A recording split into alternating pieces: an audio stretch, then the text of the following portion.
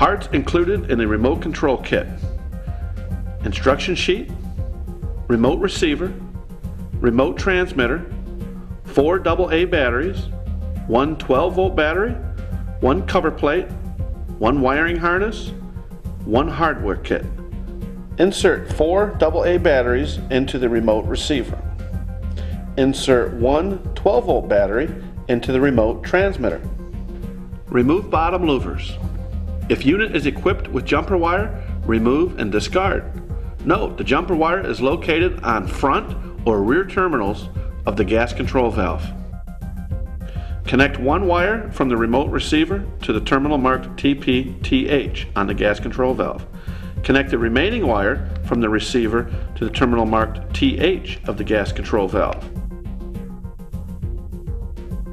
Attach the white slide selector button to the receiver.